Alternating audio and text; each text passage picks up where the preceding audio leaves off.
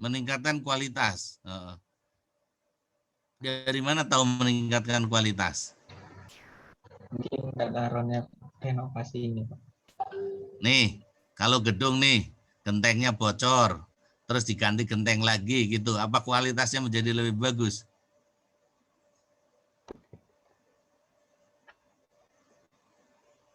Ya, Iya, Pak. gentengnya pada pecah. Iya, Hah? Iya, Pak. Bisa Iya. jadi, Pak. Bisa jadi gitu. Berarti kualitasnya lebih bagus dari kualitas awal gitu, Iya, gedungnya. makanya diganti, Pak. Iya, Pak. Iya, Pak. Karena bocor tadi, Pak. Karena Iya. bocor tadi. Nah, ini Hilang sekarang bocornya. pertanyaan saya gini.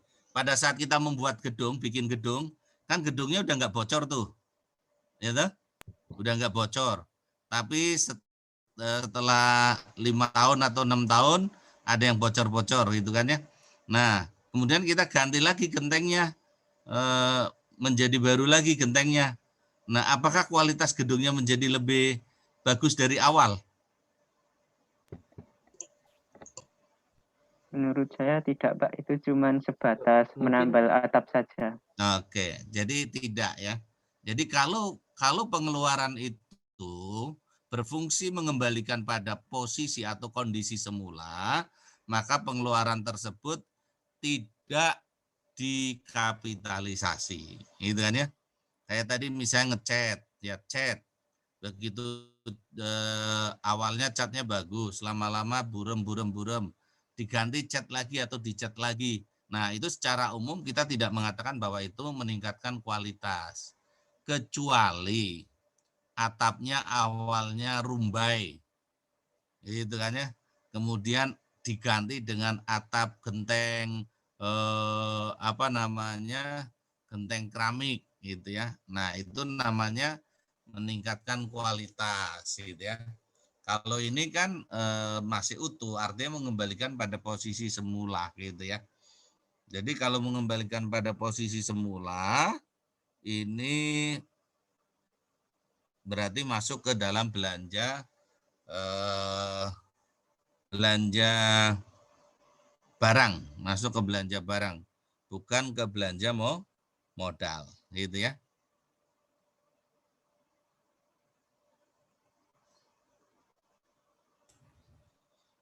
Kemudian lanjut, Desak. Iya, nomor 11. Satkar juga mengganti pintu gedung dengan biaya 10 juta. Itu menurut saya belanja barang dan termasuk beban barang. Belanja barang dan beban barang. Termasuk nanti kalau pintunya pada rusak, itu misalnya nih, gedung I, ya kan, pintunya pada rusak karena sering ditendangin mahasiswa gitu misalnya. Atau saya rusak karena aus gitu ya. Kita ganti tuh. Misalnya harganya 5 juta, padahal pintunya ada berapa banyak itu.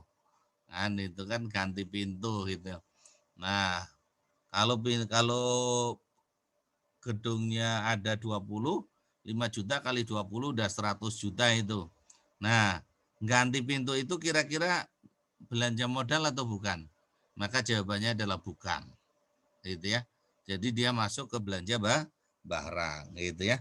Ini kebetulan 10 juta masih di bawah batas minimum kapitalisasi. Tetapi kalau 50 juta ya tetap dia masuk ke belanja barang juga gitu ya. Oke, lanjut, Desak. Oke. Nomor 12, Satkar membayar biaya sewa kendaraan dinas berupa mobil. Itu termasuk belanja barang dan beban barang juga. Beban barangnya beban apa nih? Sewa kendaraan dinas.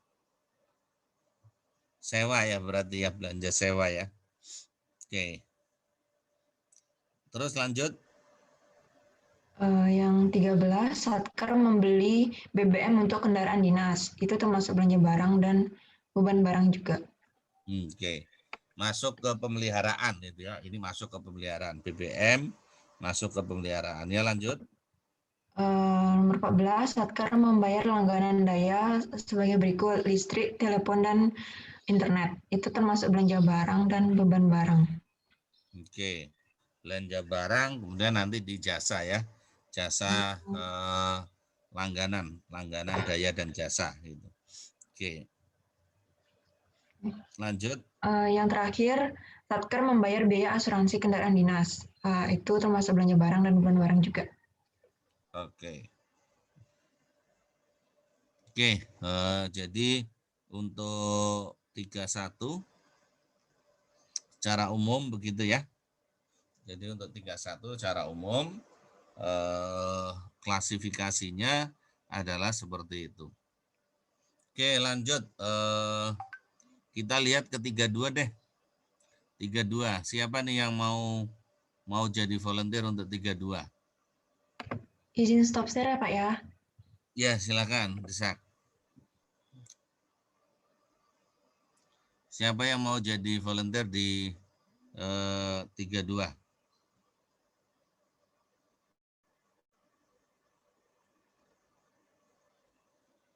Nggak ada yang mau jadi volunteer? Saya Pak. Oke. Aryuda, ayo Aryuda.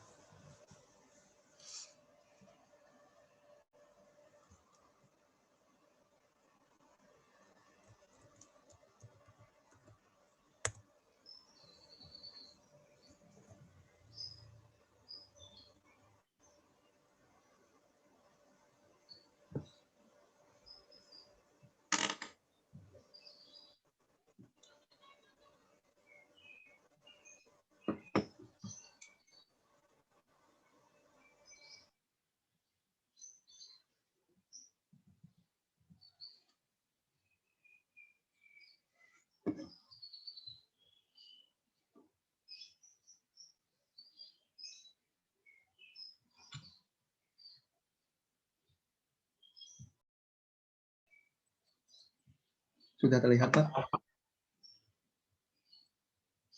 Pak, mohon maaf Pak, tadi yang BBM beban pemeliharaan apa barang jasa tadi Pak jadinya? Masih termute Pak, maaf Oh Pak. ya. Kalau apa BBM itu masuknya di pemeliharaan, Mas. Oh baik Pak, terima kasih Pak. Oke.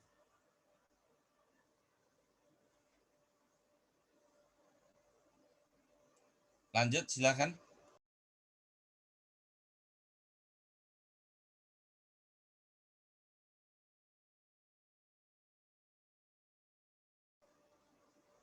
Ayo Aryuda, silakan Oh ya. dijelaskan. Jadi di sini yang nomor 1 itu diterima SPM atau SP2 DLS belanja pegawai dengan rincian pembayaran sebagai berikut. Gaji pokok 100, gaji pokok PNS 100 juta, tunjangan suami atau istri 10 juta, tunjangan fungsional umum 15 juta.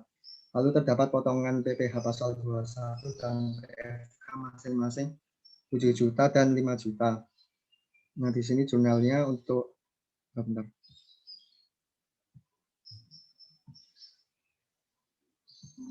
Nah, untuk jurnal akrualnya di debit ada beban gaji pokok PNS sebesar 100 juta, lalu ada beban tunjangan suami atau istri PNS sebesar 10 juta, dan ada beban tunjangan fungsional PNS 15 juta.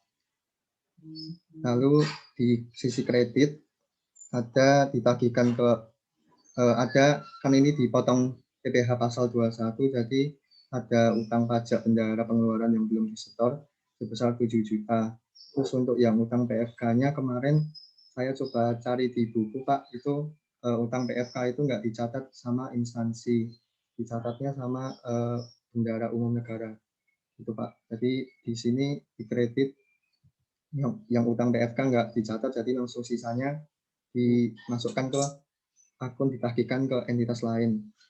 Terus untuk yang buku kas ada belanja gaji pokok PNS, belanja tunjangan suami istri PNS, dan belanja tunjangan fungsional PNS ada ditagihkan ke entitas lain. Terus yang nomor Sebentar, 2, Mas. Tadi untuk apa?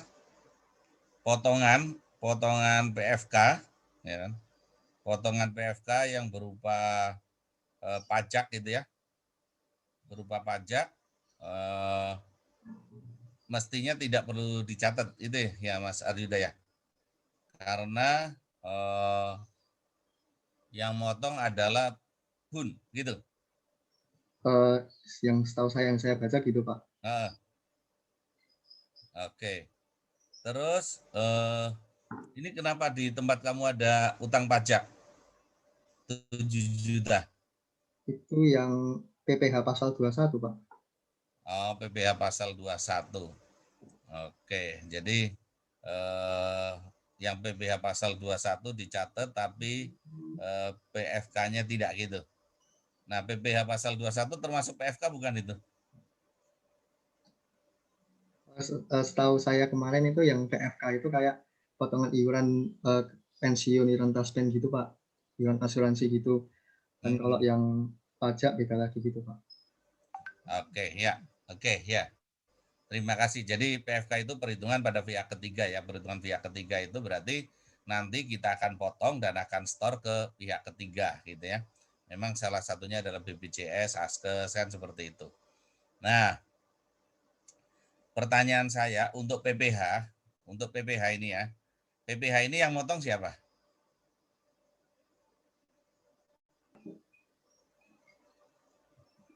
Bendahara yang itu Pak, pengeluaran itu Pak.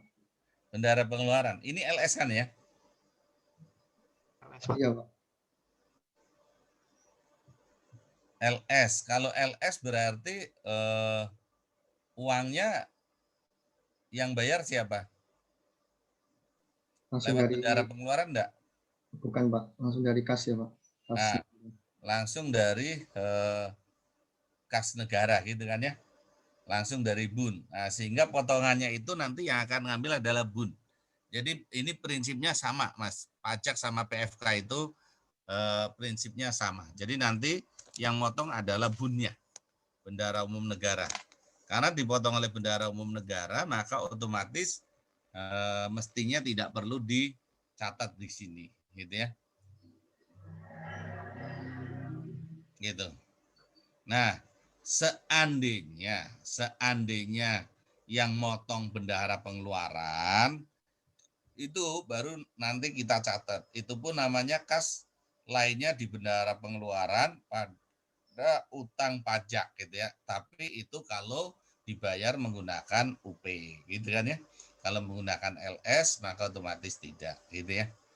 Atau ada yang berpendapat lain?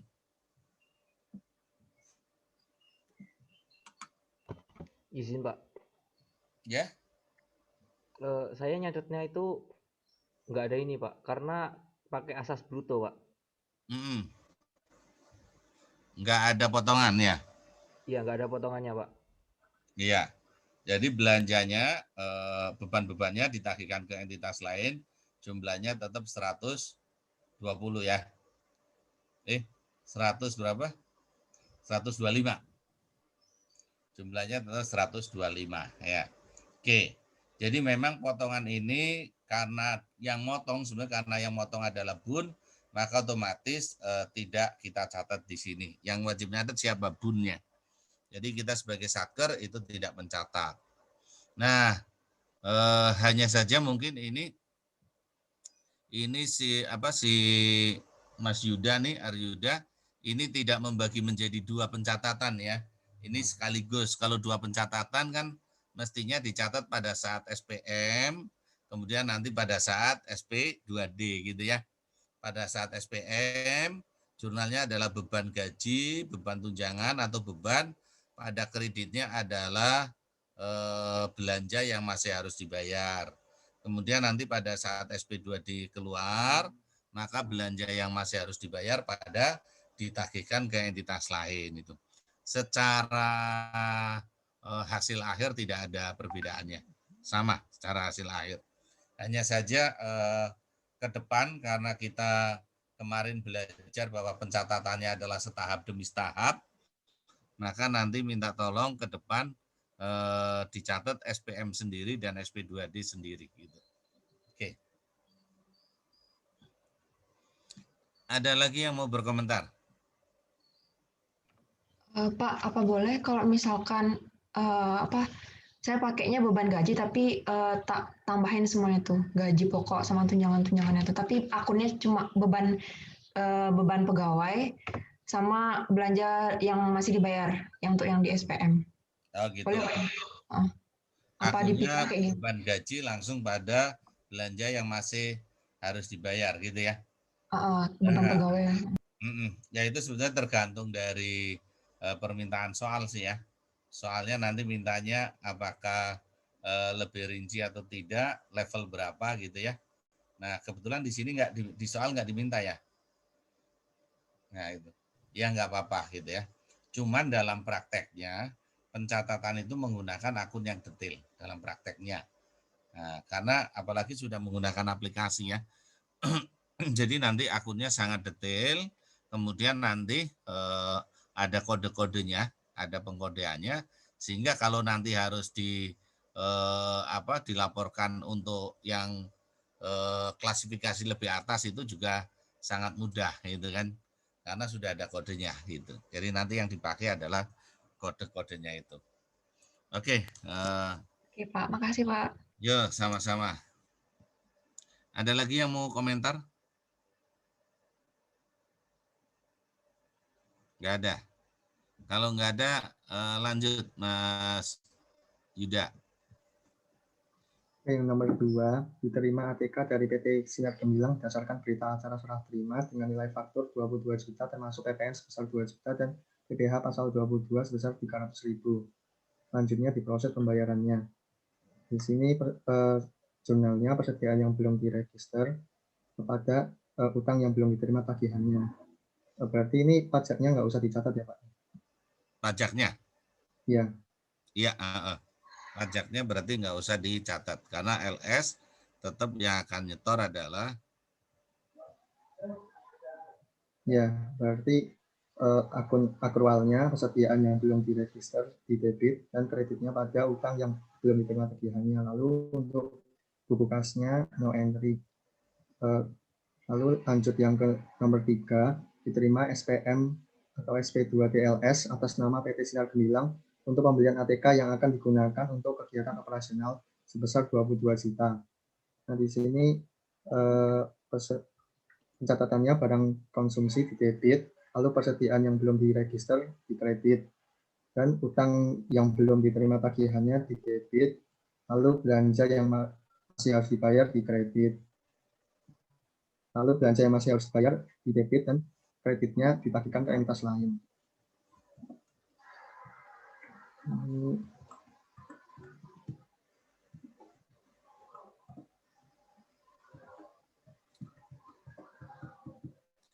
Lalu untuk yang akun kas, belanja barang persediaan barang konsumsi di debit pada ditagihkan ke entitas lain sebesar 22 juta.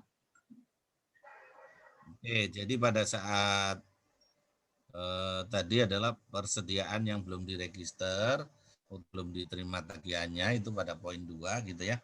Kemudian pada poin 3-nya persediaan yang belum diregister, asumsinya diregister ini ya. Dengan asumsi diregister berarti persediaan barang konsumsi debit, kemudian persediaan yang belum diregister kredit. Nah, kemudian adanya SPP atau SPM ya. SPM berarti utang yang belum diterima tagihannya pada belanja yang masih harus dibayar. Nah, itu ya. Kemudian pada saat SP2D berarti belanja yang masih harus dibayar pada ditagihkan ke entitas lain. Belanja yang masih harus dibayar ditagihkan ke entitas lain. Pada saat SP2D maka di buku kas juga di jurnal. Pada saat SP2D.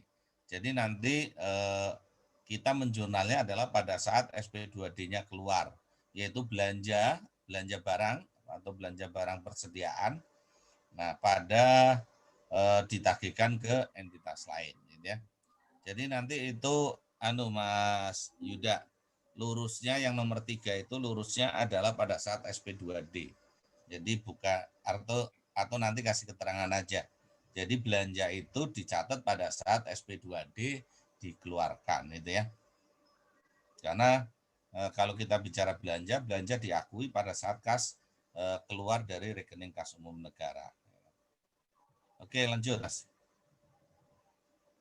Lalu yang nomor 4, diterima uang persediaan melalui SPM, SP2TUP untuk Satker A sebesar 50 juta. Nah, ini dicatatnya untuk di buku akrual kas di bendara pengeluaran pada uang muka dari KPPN sebesar 50 juta. Lalu di buku kasnya no entry. Ada Lalu yang lain? Ada yang nyadat runut mulai dari SPP UP? Enggak. Pengeluaran transito UP gitu ya Pak. Iya. Enggak ada. Ada Pak. Oke. Oke, jadi nyatetnya gimana? Kamu Mas? Saya itu Pak, pengeluaran transito UP pada pengeluaran transito UP yang masih harus dibayar, Mm-mm. kemudian piutang dari UP yang akan diterima pada pengeluaran transito UP. Mm-mm. Setelah itu waktu dikasihnya itu pengeluaran transito UP yang masih harus dibayar didebitkan, lalu baru dapat kredit uang muka dari KPPN. Setelah itu debitnya kas di bendahara pengeluaran pada piutang dari UP yang akan diterima. Oke, ya. Jadi kalau mau lengkap dari SPP-nya itu seperti itu ya. Kalau mau lengkap dari SPP-nya. Tapi kalau mau potong kompas itu ya, kalau mau potong kompas ya berarti sama seperti yang di Yuda ini ya. Kas di bendahara pengeluaran pada uang muka dari KPPN gitu ya. Kas di bendahara pengeluaran pada uang muka dari KPPN itu asumsinya pada saat SP2D diterima langsung gitu ya. Oke. Kemudian untuk buku kasnya no entry ya. Oke ya. Lanjut Mas Yuda. nomor 5 diterima SPM, SP2DLS biaya beban langganan air dan jasa yaitu listrik sebesar 10 juta dan telepon sebesar 7.500.000. Jurnalnya untuk buku akrual, beban langganan listrik, dan beban langganan telepon pada akun ditagihkan ke entitas lain. Lalu untuk yang buku kas, belanja langganan listrik sebesar 10 juta, belanja langganan telepon sebesar 7,5 juta, pada akun ditagihkan ke entitas lain sebesar 17.500.000. Oke. Ini asumsinya sekaligus ya. Tapi kalau dua ada SPP dan ada SPM, ya tadi ya beban langganan listrik, beban langganan telepon pada belanja yang masih harus dibayar. Kemudian nanti belanja yang masih harus dibayar pada ditagihkan ke entitas lain. Itu pada saat SP2D-nya. Oke, kemudian karena ini ya merupakan realisasi dari belanja, maka otomatis di buku kas juga harus dicatat. Oke, lanjut Mas. Nomor 6, bendahara pengeluaran melakukan pembayaran belanja dengan UP untuk pengeluaran sebagai berikut. Pembelian kupon bensin sebesar 2 juta, pembelian kartu e-tol dan isinya sebesar 1,5 juta, biaya pengiriman surat dinas 3,5 juta, pembayaran upah atau gaji petugas keamanan untuk 1 bulan sebesar 24 juta, dan pembayaran honor narasumber pada seminar keuangan negara sebesar 10 juta dengan potongan PPh 21 sebesar 1,5 juta. Nah, untuk ini jurnalnya bebannya saya rinci Pak, jadi ada beban bahan bakar minyak sebesar 2 juta, beban barang operasional lainnya sebesar 1,5 juta, beban pengiriman surat dinas pos pusat sebesar 3,5 juta, beban keperluan perkantoran sebesar 24 juta, dan beban jasa profesi sebesar 10 juta. Pada akunnya di kredit, belanja yang masih harus dibayar. Nah, untuk yang di buku kasnya belum dicatat. Oke. Coba ke kiri Mas. Nah itu ada pembayaran upah gaji, pembayaran honor, ada pembelian kupon bensin itu ya.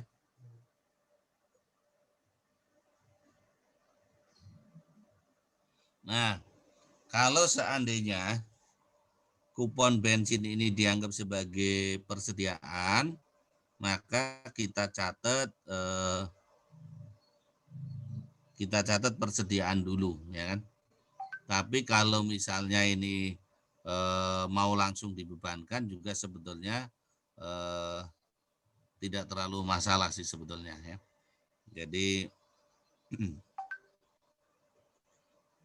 kalau langsung dicatat beban bahan bakar minyak, beban ini bla bla bla bla bla pada belanja yang masih harus dibayar. Intinya bahwa ini belum ada pembayaran, gitu kan ya, sehingga baru kita catat di akrualnya, karena kalau kemarin pengakuan beban itu ada 3 titik, yaitu terjadi penurunan manfaat ekonomi, yang kedua beban diakui pada saat adanya konsumsi aset, dan yang ketiga beban diakui pada saat timbulnya kewajiban, gitu ya. Nah, ini secara umum memang sudah adanya konsumsi aset, gitu ya. Konsumsi pembayaran itu dianggap sebagai konsumsi aset. Oke. Kemudian lanjut. Untuk nomor 7 diterima SPM SP2 TLS biaya perjalanan dinas dalam negeri untuk kegiatan monitoring sebesar 50 juta. Untuk jurnalnya saya langsung yang SP2 TLS, Pak. Langsung beban perjalanan dinas pada ditagihkan ke entitas lain sebesar 50 juta. Lalu yang buku kasnya belanja perjalanan dinas biasa pada ditagihkan ke entitas lain sebesar 50 juta. Oke. Yang lain gimana? Saya Ya, SPM sampai dulu, ya, Pak. langsung. Ya. Saya Ya. catatnya beban perjalanan dinas pada belanja yang masih belum dibayar dulu, Pak. Terus baru belanja yang masih harus dibayar pada dikel. pada ditagihkan ke entitas lain itu. Ya, jadi memang kalau kalau kita menganut ini runutan yang kemarin sudah kita pelajari, gitu ya. Karena memang di akuntansi pemerintah pusat itu di tiap tahapan itu dicatat, gitu ya. Jadi SPM dulu dicatat, kemudian SP2D dulu, berikutnya SP2D, gitu ya. Jadi dicatat secara terpisah, gitu ya. Nah, jadi kalau mau seperti itu, mestinya beban perjalanan dinas pada belanja yang masih harus dibayar itu pada saat resume tagihan atau SPP atau SPM. Kemudian pada saat SP2D adalah belanja yang masih harus dibayar pada ditagihkan ke entitas lain. Oke, ya betul. Untuk sementara pencatatan seperti ini nggak apa-apa, tetapi ke depan harus dipisahkan ya. Nanti kalau bisa ke depan ini pisahkan SPP sendiri dan SP2D sendiri gitu. Oke, makasih Mas. Mungkin bisa lanjut. Untuk nomor 8 diterima SPM SP2 TLS belanja biaya konsultan rencana untuk pembangunan gedung baru yaitu gedung B sebesar 125 juta. Nah, ini jurnalnya. Kalau untuk SPM-nya berarti beban jasa konsultan pada belanja yang masih harus dibayar sebesar 125 juta, lalu SP2 TLS-nya belanja yang masih harus dibayar pada ditagihkan ke entitas lain sebesar 125 juta. Lalu untuk belanja buku kasnya langsung dicatat belanja jasa konsultan pada ditagihkan ke entitas lain sebesar 125 juta. Oke, ya. Belanja konsultan, beban jasa konsultan. Konsultan untuk apa ini? Konsultan pembangunan gedung. Untuk membangun gedung. Ada yang berpendapat lain?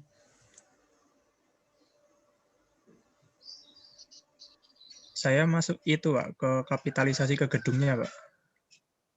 Masuk kapitalisasi ke gedungnya ya, Frans. Gimana cara nyatetnya, Frans?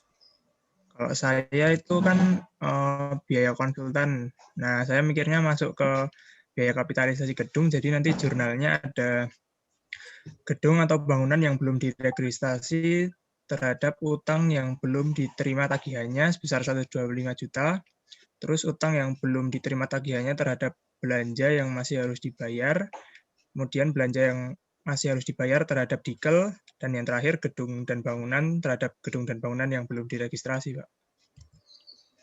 Terakhir, berarti asumsi sudah selesai gitu. Gedung dan bangunan pada gedung bangunan yang belum register. Oke, ya. Iya, Pak. Oke, ya. Jadi betul bahwa ini adalah belanja modal. Kenapa? Karena ini belanja dalam rangka membangun gedung baru. Nah, kita tahu bahwa harga perolehan gedung adalah semua biaya yang dikeluarkan untuk memperoleh aset tersebut sampai aset tersebut siap untuk digunakan. Maka otomatis biaya tukang gambar, konsultan, dan lain sebagainya ini masuk ke gedung. Nah, sehingga di sini mestinya kalau mau runut tadi ya, berarti kita akan catat aset yang belum diregister atau gedung yang belum diregister gitu ya. Nah, kemudian pada kreditnya adalah utang yang belum diterima tagihannya gitu ya. Itu pada saat ini. Kemudian pada saat SPP, SPM gitu ya. SPP, SPM utang yang belum diterima tagihannya pada belanja yang masih harus dibayar. Kemudian pada saat SP2D berarti belanja yang masih harus dibayar pada ditagihkan ke entitas lain, gitu kan? Ditagihkan ke entitas lain. Nah itu. Kemudian nanti mestinya aset yang belum diregister ini tidak langsung masuk ke gedung dan bangunan, tapi masuk dulu ke KDP, konstruksi dalam pengerjaan. Nah, karena selama membangun, maka aset yang digunakan adalah KDP. Nanti kalau sudah selesai, baru sudah serah terima dari konsultan ke kita atau dari kontraktor ke kita, maka nanti akan dicatat ke gedungnya. Berarti kita catat dulu ke KDP, konstruksi dalam pengerjaan, gitu ya.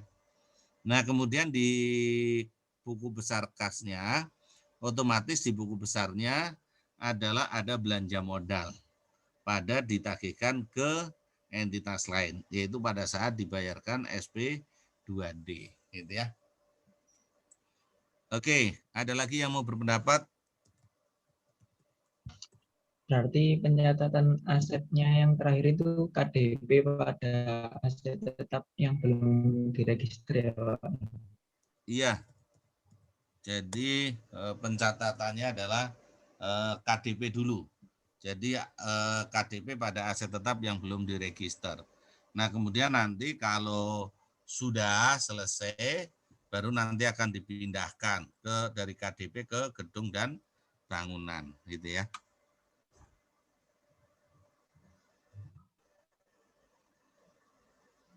Oke, lanjut Mas Yuda. Nomor 9, biaya perjalanan dinas dalam negeri yang telah diterima melalui SPM, SP2TLS. Nomor 6, hanya digunakan sebesar 47 juta. Hal tersebut disebabkan adanya pengembalian salah satu pegawai sebesar 3 juta yang diterima oleh bendahara pengeluaran. Selanjutnya, bendahara pengeluaran menyetorkan ke kas negara pengembalian tersebut. Ini pengembalian di tahun belanja di tahun berjalan, berarti jurnalnya didebit, dibagikan ke entitas lain, lalu dikredit beban perjalanan dinas sebesar 3 juta. Lalu jurnal kasnya didebit, ditagihkan ke entitas lain, dan dikredit belanja perjalanan dinas sebesar 3 juta. Oke, ada yang mau komentar? Ini ada pengembalian belanja ya, pengembalian belanja. Belanja perjalanan dinas dikembalikan sebesar 3 juta ya. Gimana? Sepakat? Setuju? Oke, setuju katanya Yuda. Nggak ada yang komen, berarti semuanya setuju. Lanjut. Nomor 10, diterima SPM SP2 DLS, biaya konstruksi pembangunan gedung B sebesar 12 juta. 12 miliar. Termin 1, konstruksi dari 2 termin. Jurnalnya, kalau untuk SPM-nya berarti konstruksi dalam pengerjaan, ada belanja yang masih harus dibayar sebesar 12 miliar. Lalu SP2 DLS-nya, belanja yang masih harus dibayar pada ditagihkan ke entitas lain sebesar 12 miliar. Lalu untuk buku kasnya, belanja modal gedung dan bangunan agar ditagihkan ke entitas lain sebesar 12 miliar. Oke, berarti KDP-nya bertambah ya. Oke. Ya, lanjut, Mas. Nomor 11 diterima SP2 SPM SP2 DLS biaya konstruksi kedua pembangunan gedung B sebesar 8 miliar. Nomor 11 jurnal yang SPM konstruksi dalam pengerjaan pada belanja yang masih harus dibayar sebesar 8 miliar, lalu SP2 DLS belanja yang masih harus dibayar pada ditagihkan ke entitas lain sebesar 8 miliar. Lalu untuk buku kasnya belanja modal gedung dan bangunan pada ditagihkan ke entitas lain sebesar 8 miliar. Ya, jadi yang nomor 11 ini kan diterima SPMLS untuk konstruksi yang atau untuk yang kedua. Pada prinsipnya sama ya. Jadi masuk dulu ke konstruksi dalam pengerjaan gitu ya. Masuk ke sana. Ya kalau kita catat berarti konstruksi dalam pengerjaan pada belanja yang masih harus dibayar gitu kan ya, pada belanja yang masih harus dibayar. Kemudian nanti pada saat SP2D berarti belanja yang masih harus dibayar pada ditagihkan ke entitas lain gitu ya. Nah kemudian di sisi buku kas ada belanja modal pada ditagihkan ke entitas lain. Oke lanjut Mas. Nomor 13 diterima BHST kendaraan. 12 ya. Nomor 12 diterima penyerahan fisik gedung B melalui berita acara penyelesaian pekerjaan dan gedung siap digunakan. Untuk jurnal di buku akrual, gedung dan bangunan yang belum diregister pada konstruksi dalam pekerjaan sebesar 20 miliar jumlah antara 12 sama 8. Lalu gedung dan bangunan pada gedung dan bangunan yang belum diregister sebesar 20 miliar. Untuk yang jurnal kasnya no entry karena sudah dicatat di nomor 10 dan 11. Yang nomor 12 itu penyerahan ya. Penyerahan berarti totalnya berapa nih? 20 miliar atau berapa nih? Oh sama yang tadi nomor 8 ya Pak? Iya betul. Berarti 20 miliar ditambah 125 gitu ya. Yang lain gimana? Ada yang mau komentar nggak?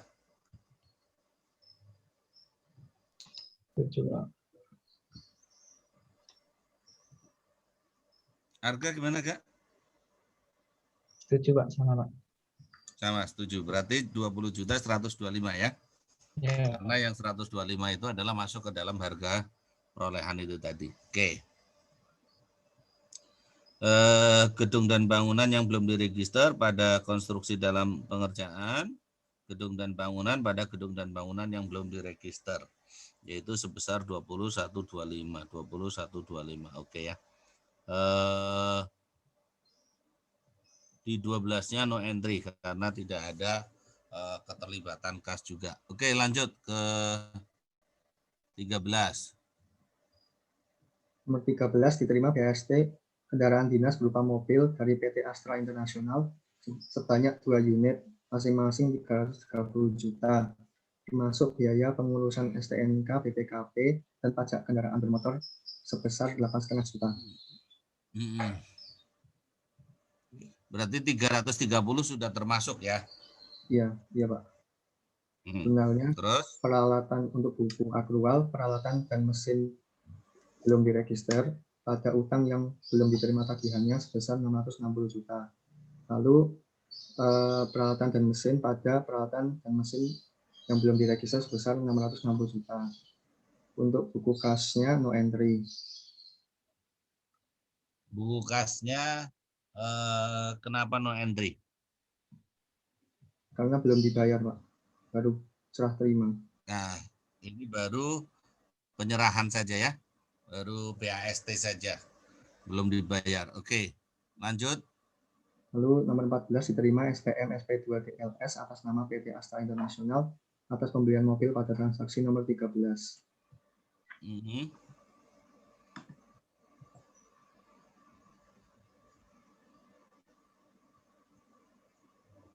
Sebentar Pak. Belum kelihatan. Oke. Ke bawah aja. jurnalnya nomor 14, utang yang belum diterima tagihannya pada belanja yang masih harus dibayar sebesar 660 juta, lalu belanja yang masih harus dibayar pada ditagihkan ke entitas lain sebesar 660 juta.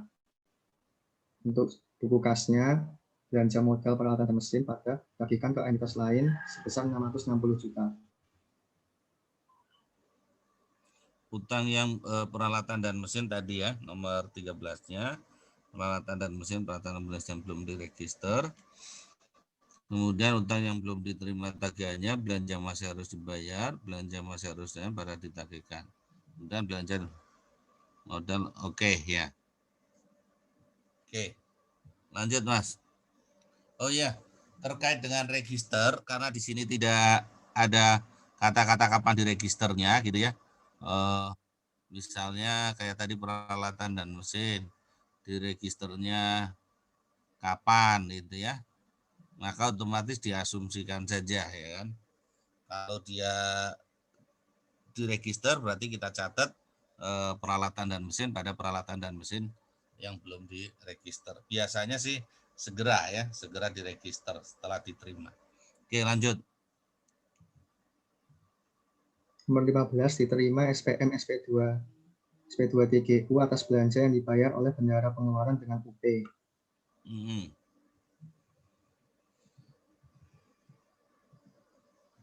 jumlahnya belanja yang masih harus dibayar pada ditagihkan ke entitas lain. Jumlahnya, bentar Pak, yang di atas 41 juta. Yang dari transaksi nomor 6 ya Pak. Itu kan belanja dengan UP lalu dibayarnya di transaksi nomor 15 sebesar 41 juta.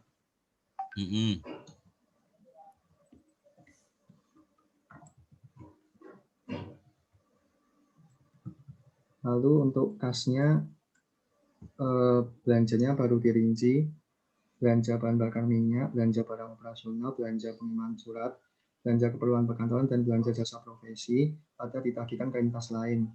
Totalnya juga sama 41 juta. Oke, jadi di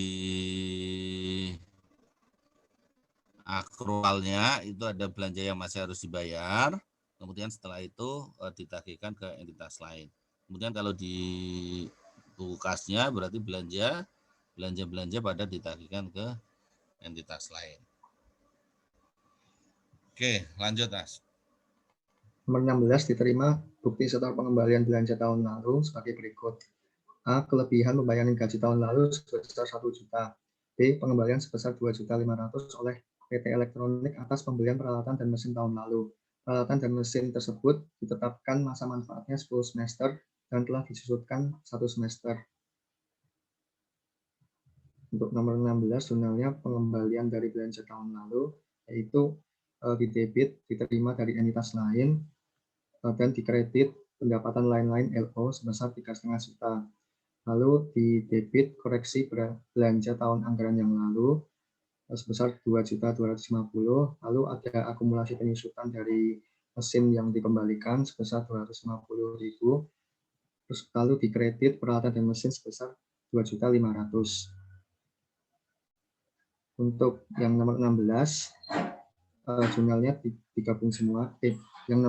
Yang buku kas, jurnalnya didebit diterima dari entitas lain, ada pendapatan lain-lain LRA sebesar 3.500.000.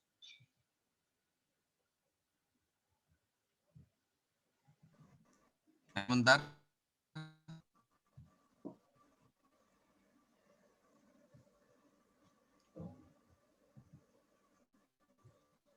Nah, jadi kalau belanjanya ya atau di buku kasnya otomatis nanti kalau kita bicara sebentar tadi Mas ya. Yang ini pengembaliannya ada tahun berjalan, ada tahun lalu ya Mas ya? Iya Pak. Yang tahun berjalan yang mana nih? Yang ini yang nomor ini tahun lalu semua Pak. Oh, tahun lalu semua ya. Oh ya, gaji tahun lalu. Ya, tahun lalu semuanya. Kalau tahun lalu berarti langsung masuk ke pendapatan lain-lain ya. Baik di buku besar kas maupun di besar akrual ya. Memang secara teoritis kalau di akrual harusnya penyesuaiannya di ekuitas itu ya harusnya. Tapi di ketentuan PMK kita di PMK 212 itu langsung dicatat ke pendapatan lain-lain ya kan. Karena filosofinya adalah untuk mempermudah gitu ya.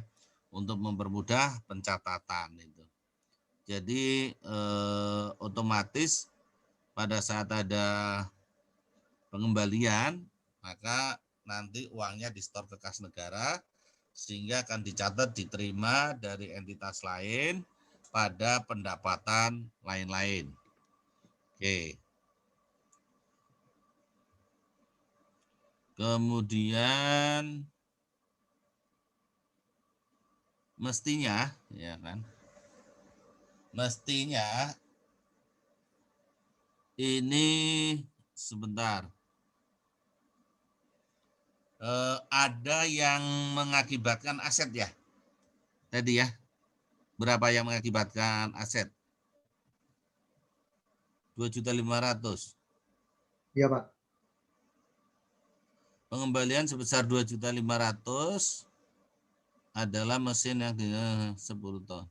Nah, kalau kita bicara belanja dan menyangkut pada belanja modal, maka mestinya kalau ada pengembalian berarti peralatannya atau aset yang waktu itu dibeli berarti harus dikurangi, harus dikredit dengan adanya pengembalian tersebut. Ada nggak? Udah dicatat belum di situ kamu asetnya? Sudah, Pak. Oke, peralatan dan mesinnya sebesar berapa? 2,5 juta ini, Pak. Oke, 2.500.000 pada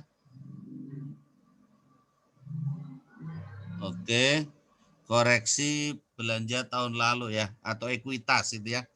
Koreksi ekuitas itu mestinya koreksi ekuitas yaitu sebesar 2.500.000 itu untuk mengurangi peralatan dan mesinnya. Kemudian karena ini peralatan dan mesin sudah disusutkan, maka penyusutannya juga akumulasi penyusutannya berkurang. Maka akumulasi penyusutannya didebet sebesar 250,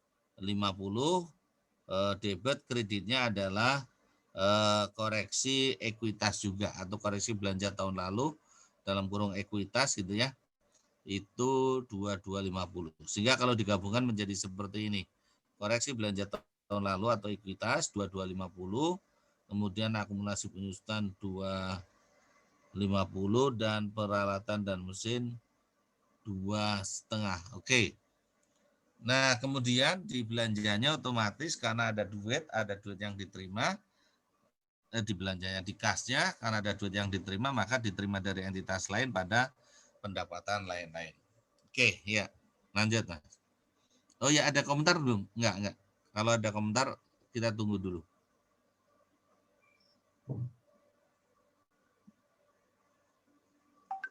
Enggak ada. Oke, lanjut, Mas.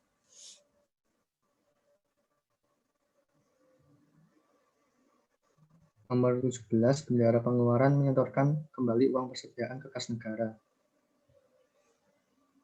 Untuk jurnalnya, uang muka dari KPPN pada kas di bendahara pengeluaran sebesar 50 juta. Lalu untuk buku kasnya tidak dicatat. Oke. Coba poin 17 bunyinya kayak apa, Mas? 17. Bendahara pengeluaran menyetorkan kembali uang persediaan ke kas negara.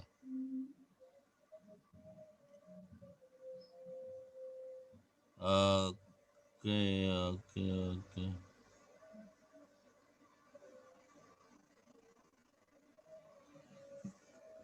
Belum ada penggunaan ya? Belum, Pak. Yang tadi pakai Asumsi belum ada penggunaan. Ya sudah, berarti di store semua ya. 50 Iya. juta uang muka dari KPPN pada kas di bendara pengeluaran. Oke. Lanjut. Nomor 18, saldo persediaan yang dilaporkan oleh unit akuntansi barang berdasarkan stok opname adalah sebesar 4.575.000. Sedangkan nilai sisa yang tercatat pada aplikasi persediaan adalah sebesar 4.500.000. Hal tersebut disebabkan terdapat selisih lebih 1 unit barang persediaan sebesar 75.000. Untuk pencatatannya, beban persediaan konsumsi pada persediaan konsumsi sebesar 4.575.000.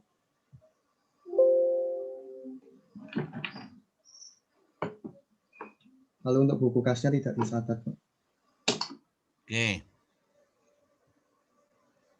Angkanya 4 juta. Ada yang komentar nggak? 4.575.000.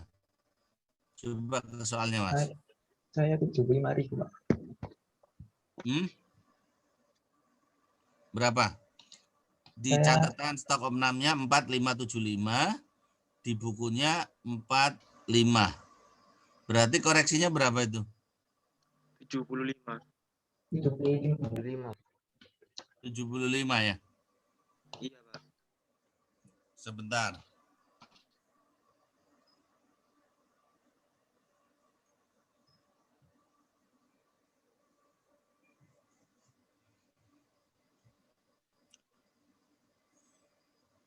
Oke, coba Mas ke soalnya dulu.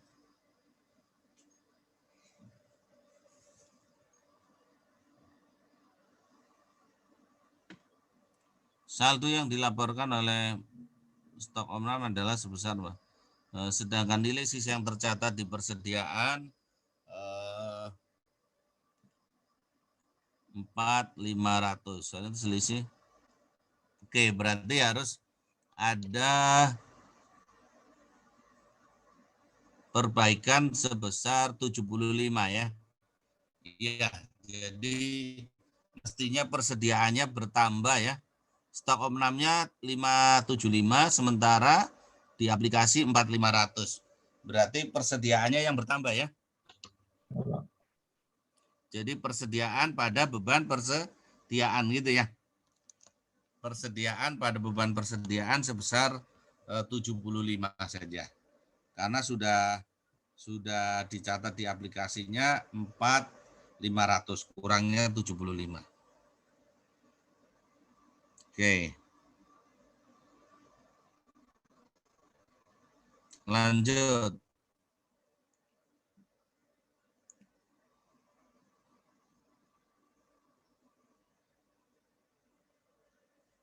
Masih mute, Mas. Penyusutan semesteran dilakukan terhadap A. Peralatan dan mesin dengan jumlah akumulasi penyusutan sebesar 123.500 dan B. Gedung dan bangunan dengan jumlah akumulasi penyusutan sebesar 112 juta. Untuk jurnalnya, beban penyusutan peralatan dan mesin sebesar 123.500, beban penyusutan gedung dan bangunan sebesar 112 juta, ada akumulasi penyusutan peralatan dan mesin sebesar 123.500 dan akumulasi penyusutan gedung dan bangunan sebesar 112 juta.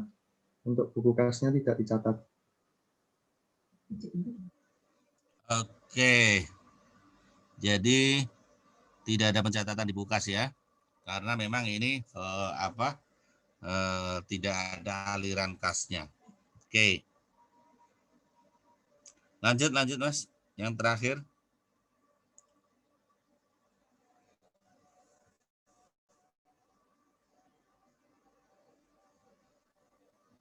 Pada saat akan disusun laporan semesteran terdapat tagihan sebagai berikut. Listrik sebesar 5 juta dan telepon sebesar 4 juta.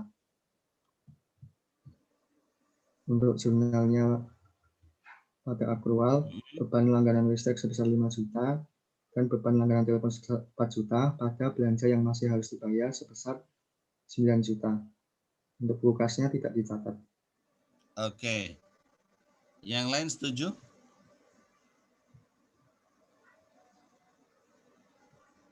Setuju? Setuju, Pak. Juga. Oke. Ya, ada yang mau komen? Hani? Setuju, Pak. Oh, setuju. Sama, iya. Oke, kalau setuju semua berarti secara umum sudah ya, ini sudah. Nah, tinggal tadi ya nanti untuk kedepannya tadi saya katakan dalam membuat jawaban atau membuat ya jurnal ini runut di anu ya kronologis peristiwanya. Ya, jadi kalau memang ada serah terima asetnya atau ada misalnya persediaan berarti mulai dari berita acara serah terima persediaan, kemudian nanti diterimanya resume tagihan atau SPP atau SPM gitu ya. Kemudian baru setelah itu kita catat juga SP2D. Kemudian kalau ini aset berarti nanti ada register asetnya gitu ya.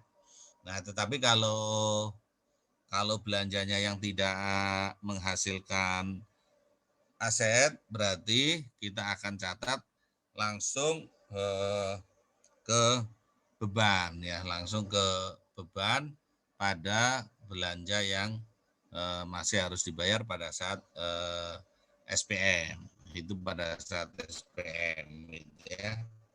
Nah, kemudian nanti baru SP2D. Itu seperti itu. Oke, saya kira untuk soal nomor 2 cukup. Nah, kita lanjut ke soal nomor 3. Nah, sebelum soal nomor 3, kayaknya kita perlu istirahat dulu deh. Saya ingin ada istirahat kira-kira sekitar 15 menit dulu ya. Jadi nanti kita akan ya, kita mulai lagi ya. Setelah tadi istirahat lumayan ya. Beberapa menit ya. Dan kalau saya ini matanya sudah mulai agak redup karena dari tadi pagi di depan layar itu jadi agak-agak ini, jadi perlu istirahat dulu lah. Oke, sebelum kita lanjut ke problem 32, apakah ada pertanyaan?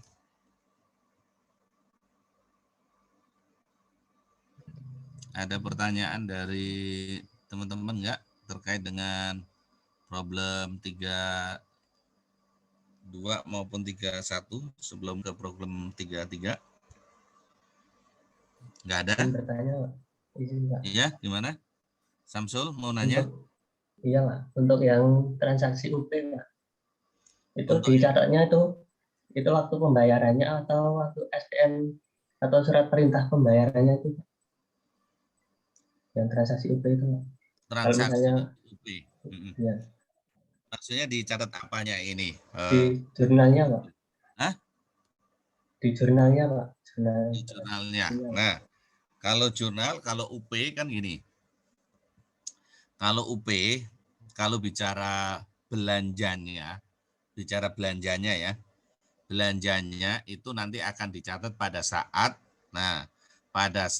sudah disahkan atau pada saat keluar SP2D GU gitu ya. Itu kalau kita bicara belanjanya.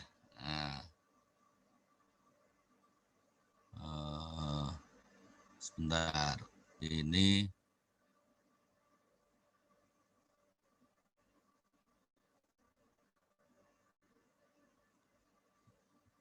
oke, kelihatan nih? Samsul? Terlihat, Pak. Jadi Samsul di sini kan disebut kapan pengakuan belanjanya, yaitu belanja itu diakui apabila kita menggunakan UP, berarti apabila menggunakan UP ini ya, apabila menggunakan UP, maka diakui pada saat pengesahan dari bendahara umum negara atau kuasa bud, yaitu pada saat SP2D GU. Nah, berarti pada saat dipertanggungjawabkan. UP itu kan kira-kira kronologisnya kita pertama adalah mengajukan SPP UP. SPP UP atau di sini SPM ya, SPP atau SPM. Kemudian nanti diajukan ke KPPN, baru KPPN mengeluarkan SP2D UP, gitu kan? Jadi mengeluarkan SP2D UP. Kemudian SP2D UP ini nanti dikasih ke bendahara nih. Nah, ini bendahara pengeluaran dapat duitnya di sini ya. lewat SP2D UP, kemudian nanti bendahara pengeluaran setelah dapat duit ini belanja. Nah, dia melakukan belanja di sini. Belanja. Nah, pada saat belanja baru dia akan meng-SPJ-kan. SPJ dengan membuat SPP dan SPM, ini namanya GU. Nah, baru setelah itu keluar namanya SP2D GU. Nah, sehingga belanja yang di sini, nah ini belum dicatat belanjanya, dicatatnya nanti di sini. Nah, belanjanya dicatatnya di sini, gitu.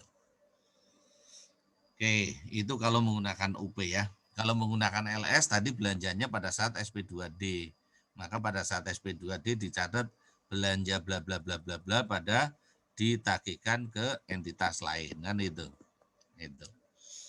Nah, Jadi, gitu Pak. ya Samsul. Jadi kalau ini, namun kalau Anda lihat nih proses UP, nah proses UP dari sini ke sini, dari yang pertama ini di sini sudah ada pencatatan. Pada saat SPP dibuat ada pencatatan, tapi bukan pencatatan belanjanya, gitu kan ya. Ini hanya pencatatan pengajuan UP, yaitu ada pengeluaran transitonya di sini. Pada saat SP2D, nah SP2D UP, nanti di sini muncul yang namanya kas di bendahara. Kas di bendahara pada uang muka dari KPPN atau dari KUN, gitu ya. Ini SP2D UP. Nah, pada saat belanja di sini, maka kita mencatat bebannya. Kenapa bebannya kok kita catat? Karena kalau kita bicara beban itu pengakuannya itu adalah ini ya, pengakuan beban itu yang ini, ya kan? Kapan beban diakui terjadinya penurunan manfaat, terjadinya konsumsi aset atau timbulnya kewajiban, gitu ya. Sehingga kalau kita lihat, kalau kita lihat yang ini, nah ini pada saat, nah ini pertama kali kan ini tadi SPM, SPM UP, UP TUP itu, SPM UP ya, uang persediaan. Maka di sini sudah mencatat pengeluaran transito. Nah, tapi nanti kita catat pengeluaran transito yang masih harus dibayar. Jadi kita jurnal pengeluaran transito UP pada pengeluaran transito yang masih harus dibayar. Nah, karena kita sudah mengajukan SPM, berarti kita punya piutang, catat piutang dari UP yang akan diterima pada pengeluaran transitonya. Tuh ya. Nah, di buku kasnya ini belum dicatat. Nah, kemudian, langkah berikutnya adalah berarti nanti SP2D. Nah, SP2D. Pada saat SP2D, maka pengeluaran UP atau pengeluaran situ UP yang masih harus dibayar ini dihilangkan, diganti dengan uang muka dari KPPN. Karena apa? Pada saat SP2D itu tadi ya, SP2D ini adalah SP2D, maka kita mengakui adanya uang muka dari KPPN. Ada kas dari pengeluaran. Nah, ini sebetulnya di sini kalau di PMK 212 ini jurnalnya PMK 2.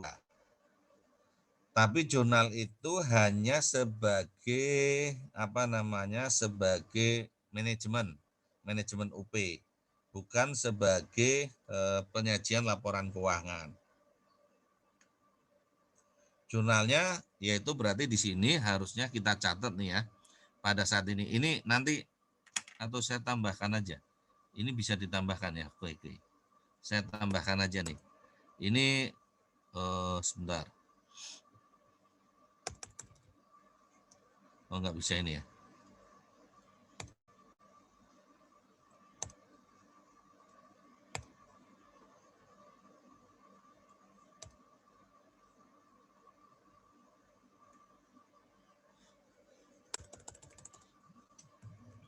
Belum bisa.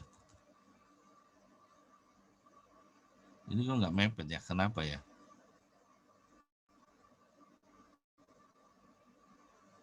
Tidak mepet.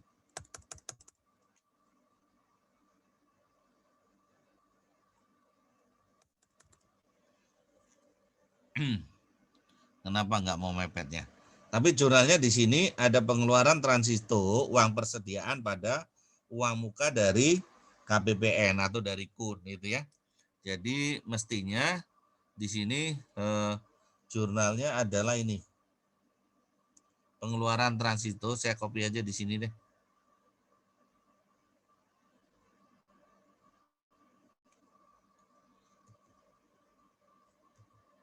Nah, yang masih harus dibayarnya kita delete ya.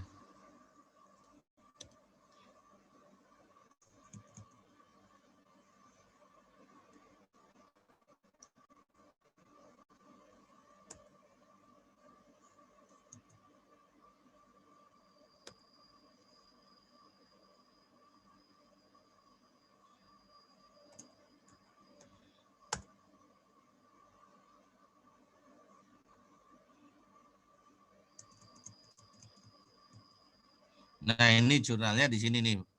Nah, mestinya ini ada jurnal ya, ada jurnal untuk UP-nya. Ini kalau di PMK 212 ya. Jadi kita asumsi ikut PMK 212 saja ya. Kemarin saya sudah diskusi dengan Dosko ya kan. Apakah kita akan menggunakan model yang ada di slide atau model di PMK 212? Memang kalau Dosko kemarin atau dosen koordinatornya mengatakan udah kita ikut PMK 212. Walaupun beberapa dosen ingin menyederhanakan, jadi tidak usah ada di sini. Tapi untuk sementara kita tambahkan saja ya. Nah, itu kira-kira sehingga ilustrasinya kira-kira begini nih. Seandainya kita baru mengajukan, maka di sini ada pengeluaran transito UP. Nah, pada pengeluaran transito UP yang masih harus dibayar. Kemudian piutang, kemudian pada pengeluaran transito UP. Nah, ini ya. Ini pada saat SPP. SPP atau SPM. Pada saat SP2D yang bawah ini. Jadi yang atas ini adalah pada saat SPP. Ini pada saat SPP, yang bawah ini adalah pada saat SP2D. Itu. Oke. Itu. Jadi kira-kira prosesnya panjang ya. Waduh. Prosesnya panjang gitu ya. Ini aja baru sampai terima UP-nya. Pada saat belanjanya, nah pada saat belanjanya ini, pada saat belanjanya mana ya? Nah, transaksi belanja dengan UP, ya pembayaran belanja, ya ini.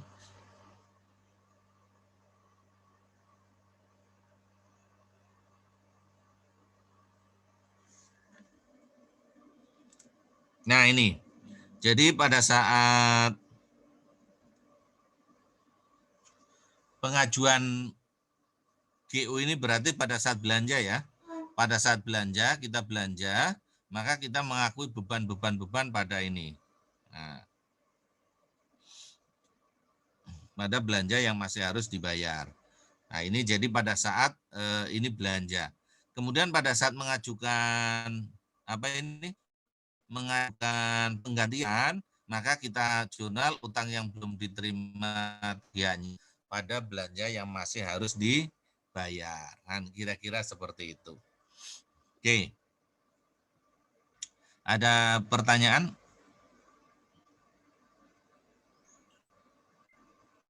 Berarti waktu pembayaran itu sudah mengakui bebannya ya, Pak? Gimana Mas? Berarti waktu pembayaran oleh bendahara pengeluaran itu sudah mengakui sebagai beban itu ya, Pak? Iya, itu boleh diakui sebagai beban pada saat pembayaran ya. Karena kalau dengan UP pembayaran itu berarti kita sudah menerima tagihan sebetulnya, ya kan? Pada saat pembayaran kita sudah menerima tagihannya sehingga bisa mencatat di sini. Nah, biasanya pada saat pembayaran itu direkap dulu oleh si bendahara, kemudian baru pada saat itu dia ajukan SPP SPM itu. Oke, ya. Terima kasih, Pak. Karena pada saat kita membayar berarti sudah terjadi konsumsi ya kan, artinya bahwa uang kita sudah kita gunakan juga gitu.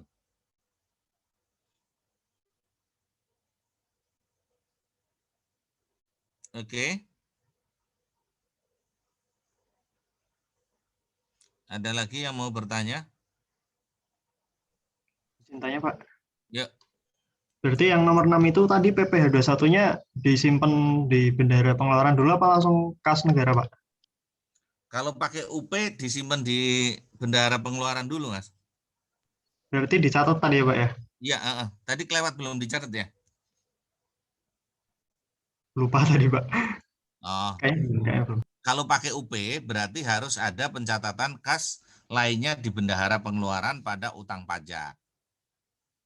Kayaknya tadi dicatat kayaknya. Nanti cek nih. Yang nomor 6, pokoknya begitu pakai UP ada potongan pajak, ada potongan PFK, itu otomatis nanti akan dicatat gitu ya.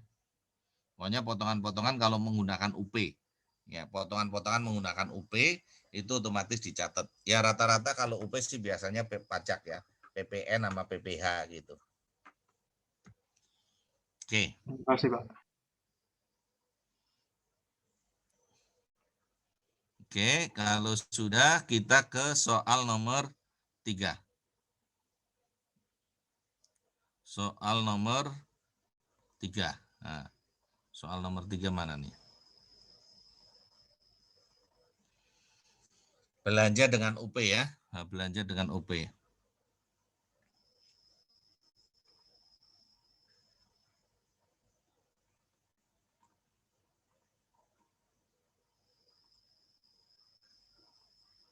Ini ya. Transaksi belanja dengan uang persediaan. Nah, pertama bendahara pengeluaran Satker mengajukan SPP SPM UP sebesar 50 juta. Berarti ini pengajuan yang pertama kali ini, Mas. Jadi pengajuan yang pertama kali tadi ya. Jadi sebelum belanja dia sudah mengajukan yang namanya UP ini ya. Nah, sehingga mestinya nanti nyatetnya seperti apa. Berarti di sini mengakui adanya pengeluaran transito UP, gitu kan. Nah, pada pengeluaran transito UP yang masih harus dibayar atau yang akan dibayar atau yang masih harus dibayar, gitu ya. Nah, kemudian pada saat itu juga kita mengakui adanya piutang. Nah, kan itu ya. Piutang dari KPPN, piutang UP atau piutang UP yang akan diterima gitu ya. Pada kreditnya adalah pengeluaran transito. Nah, kemudian nanti pada saat di sini diterima SP2D ya kan. Nah, itu. Tapi saya tidak akan bahas dulu karena nanti saya minta Anda-anda yang akan bahas ya. Jadi kita lihat dulu nih. Diterima SP2DUP untuk Satker A sebesar 50. Berarti ini uangnya sudah diterima. Kalau uangnya sudah diterima, tadi berarti kalau begitu ada kalau uangnya diterima berarti ada kas di bendahara. Jadi kan tadi ya kronologisnya kan di sini SPP atau SPM, kemudian SP2D. Nah, ini SP2DUP ya. SP2DUP. UP ini juga UP ya. Ini SP2DUP.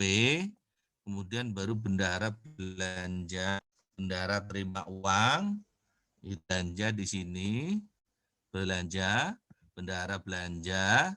Kemudian setelah itu nanti bendahara melakukan pertanggungjawaban. Ini SP atau SPM. Nah, namanya GU gitu kan. Nah, kemudian nanti keluar SP2D lagi. Nah, SP2D GU baru belanja lagi terus muter-muter terus revolving gitu ya. Nah, itu. Nah, memang kalau kita mengacu pada pada tadi pengakuan beban, maka pada saat belanja sebetulnya kita sudah mengakui bebannya, gitu kan ya. Tetapi kalau belanjanya nggak boleh diakui di sini, belanjanya diakuinya di sini pada saat GU itu tadi. Oke, itu kira-kira seperti itu. Nah, memang ada yang ada yang mencatat bebannya di sini. Nah, ini sebetulnya juga tidak masalah nih sebetulnya ya, karena biasanya prosesnya ini kan tidak terlalu lama.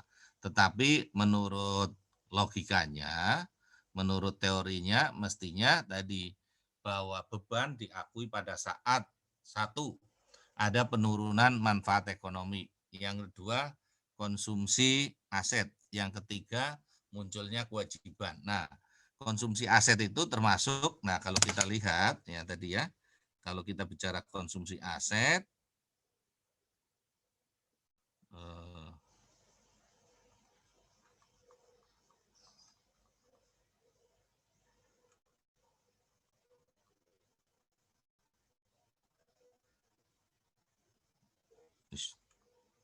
nah ini kalau kita bicara konsumsi aset termasuk adalah pembayaran ini. Jadi pembayaran ini sebetulnya sudah terjadi konsumsi aset, ya, bayar listrik, bayar apa, itu seperti itu. Oke, nah memang kalau kita bicara UP itu mirip dengan apa namanya, UP itu mirip dengan petty cash. Nah, kalau Anda belajar akuntansi komersil dulu ada petty cash. Petty cash dengan model interest fund. Di mana kalau belanja itu biasanya belum dicatat, direkap saja gitu ya. Kemudian nanti pada saat mau di SPJ-kan dicatat. Nah, itu seperti itu. Sehingga ya kan ada yang mengatakan ya sudah beban-bebannya nggak usah dicatat pada saat belanja juga nggak apa-apa, dicatatnya nanti pada saat apa namanya mau atau bikin SPP itu, jadi seperti itu. Jadi sebetulnya kalau secara teorinya itu sudah bisa dicatat pada saat di sini ya, mana ini mana tadi ya yang saya oret-oret.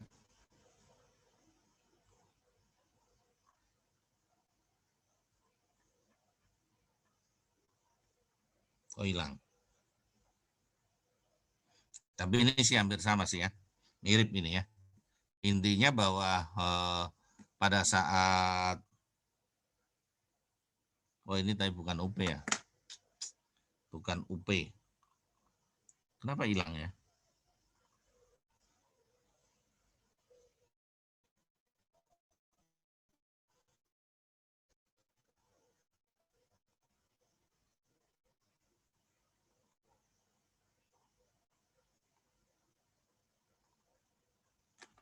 Oh, tadi saya di sini ya, di Word. Nah, di Word, sorry ya. Nah, yang tadi di sini.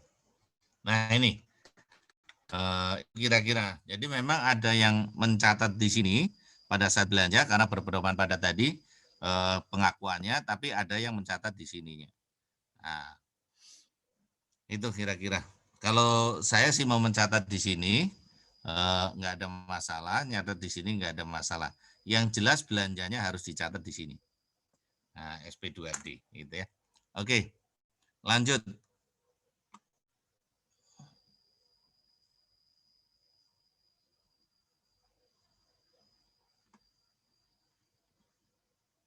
Ada pertanyaan?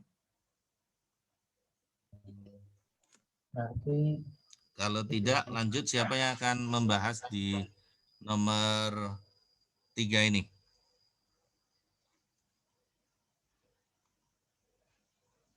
Siapa yang akan membahas nomor 3? Saya, Pak. Siapa? Saya, Pak, Muhammad Akbar, Pak. Oh, Akbar ya. Bar, silakan Bar. Izin men-share screen, Pak. Ya, silakan. Apakah sudah terlihat, Pak, layar Excel saya? Kalau di saya sudah Bar. Ya. Yang lainnya sudah belum? Sudah Bar. Sudah. Nah, untuk langsung yang soal pertama itu, bendahara pengeluaran Satker A mengajukan SPP atau SPMUP sebesar 50 juta. Nah, jurnalnya ini, yang pertama jurnal finansialnya itu pengeluaran transito uang persediaan atau tambahan uang persediaan pada pengeluaran transito yang masih harus dibayar 50 juta. Lalu piutang dari uang persediaan yang akan diterima pada pengeluaran transito uang persediaan atau tambahan uang persediaan 50 juta. Lalu jurnal anggarannya ini no entry. Lanjut nomor Oke, 2. ya. Ada yang mau komentar? Hani mau komentar?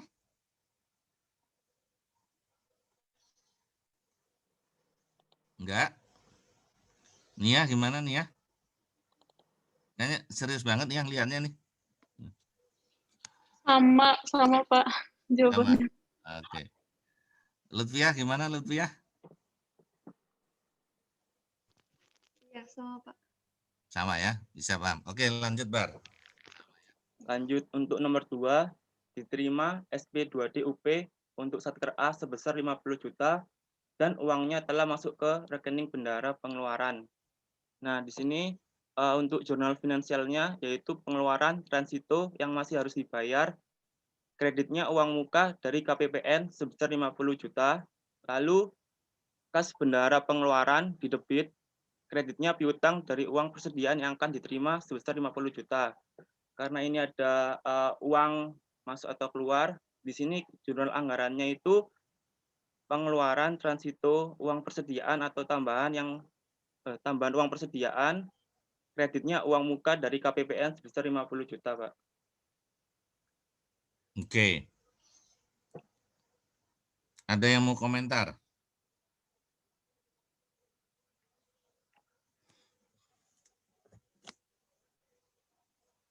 Nggak ada? Nggak ada yang komentar? Berarti semua sama ya? Rina? Oke Rina? Sama Pak jawabannya. Sama. Busro gimana Busro? Sama Pak jawabannya. Oke Yogi, ini udah tumbuh daunnya Yogi gimana?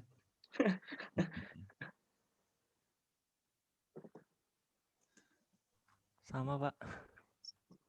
Sama. Oke ya. Putu gimana Putu nih? Sama Pak. Oke sama ya. Oke ya. Oke lanjut. Jadi di sini pada saat apa? Pada saat bendahara terima uang muka maka otomatis atau terima SP2D ya, itu kita mencatat uang muka dari KPPN. Jadi pengeluaran transito yang masih harus dibayarnya di debit, karena yang masih harus dibayar itu kan uang ya. Jadi karena kita sudah dapat ininya berarti uangnya kita debit langsung dapatnya uang muka dari KPPN. Uang muka juga utang juga gitu ya. Nah kemudian kita catat kas di bendahara pengeluaran, kas bendahara pengeluaran, piutang dari UP atau piutang UP dari KPPN atau piutang UP yang akan diterima dia. Nah itu. Kalau bakunya sih memang piutang UP yang akan diterima, piutang dari UP yang akan diterima, gitu ya. Oke. Kemudian di sisi kas, buku kas, di buku kas ini dicatat ya, di buku kasnya ini, nah, di buku kasnya ini sama si Akbar. Nah, di buku kasnya sama si Akbar itu dimunculkan pengeluaran transito UP pada uang muka dari KPPN itu ya dimunculkan. Ini berarti sesuai dengan PMK yang 212. Kita sepakati saja ya sesuai yang PMK 212 karena kemarin saya sempat tanya yang slide itu kenapa ini katanya ya sudah karena memang kalau kita bicara akuntansi karena ini akuntansi plus bisa dikatakan plus manajemen. Kalau yang di PMK 212 itu akuntansi plus manajemen. Jadi kita mengacu kepada akuntansi plus manajemen saja di sini. Jadi disepakati aja ada pencatatan itu. Kecuali nanti untuk mempermudah ya kan. Memang di antara para dosen kemarin sebagian besar itu sebenarnya sepakat seperti ini. Yaitu yang sesuai dengan PMK 212. Walaupun secara akuntansi ini tidak dicatat juga nggak apa-apa, karena di PMK 21 juga disebut bahwa itu bukan bagian dari penyajian laporan keuangan, tapi bagian dari manajemen itu ya. Oke. Walaupun sedikit jadi agak rumit, tapi nggak apa-apa. Sepakati itu aja. Oke, lanjut. Lanjut untuk nomor 3, bendahara pengeluaran melakukan pembayaran belanja dengan UP.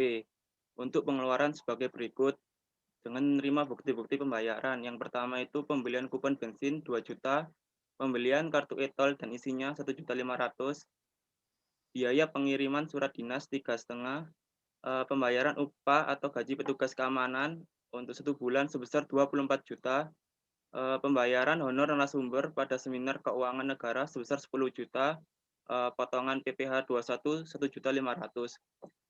Karena tadi yang dijelaskan oleh Bapak tadi itu, untuk nomor yang 3 ini itu belanjanya itu dicatat di SPP atau SPM GUP. Jadi yang nomor 3 ini saya masih cuma ngakuin yang pajak ini Pak, 1.500.000 Pak. Di jurnal finansialnya itu kas di bendahara pengeluaran pada utang pajak yang belum disetor sebesar 1.500.000 Pak. Oke ya. Jadi ini karena ini pedomannya pada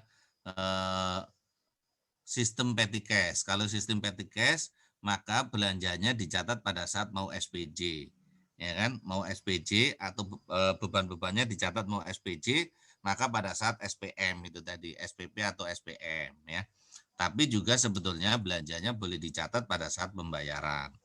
Tetapi memang kalau kita mengacu ke PMK 212 itu memang lebih kepada teknis, penyeragaman itu memang pencatatannya lebih banyak dilakukan pada saat SPP atau SPM gitu ya. Sehingga pada saat pembayaran oleh bendahara pengeluaran di sini bisa dikatakan si bendahara pengeluaran ini atau satker ini belum mencatat beban-bebannya gitu ya. Sehingga di sini yang nomor 3 itu yang dicatat hanya yang ini aja, yang apa? Yang potongan PPh aja. Potongan PPh berarti ada kas di bendahara pengeluaran atau kas lainnya di bendahara pengeluaran pada utang pajak yang belum di-store ini ya. Nah, itu seperti itu. Oke. Oke. Atau kalau mau kita sepakati bersama juga nggak apa-apa gitu ya. Jadi kalau kita mengacu ke PMK 212 tahun 2019 ya, itu pencatatan pencatatan belanja menggunakan UP dilakukan pada saat SPP atau SPM. Jadi pada saat bendahara mulai menyusun pertanggungjawaban, walaupun belum disetujui, tapi sudah mulai menyusun, dia sudah mencatat itu. Oke, lanjut Mas Akbar. Lanjut nomor 4, bendahara pengeluaran mengajukan SPP SPM GUP atas belanja dengan UP pada nomor 3. Nah, ini saya mencatat di jurnal finansialnya itu beban barang dan jasa sebesar 17 juta, beban pegawai 24 juta, lalu kreditnya itu belanja yang masih harus dibayar sebesar 41 juta, Pak. Oke. Nah, jadi di sini nih, yang di sini nanti kita identifikasi nih. Katakanlah ini beli kupon. Nah, ini berarti belanja barang. Beli kartu ini juga belanja barang. Kemudian bayar surat dinas, belanja barang.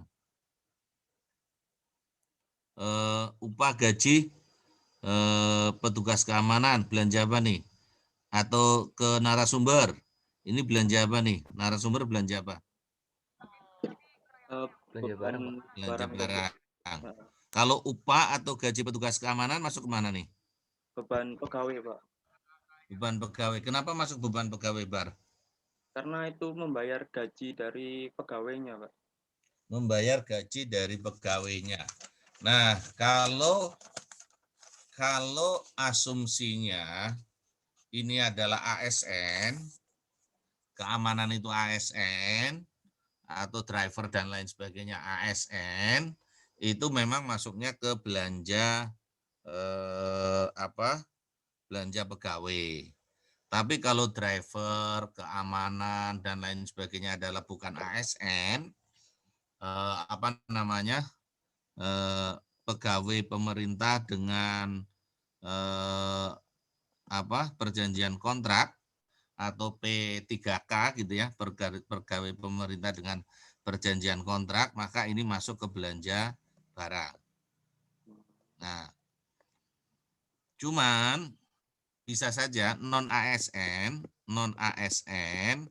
itu bisa gajinya masuk ke apa?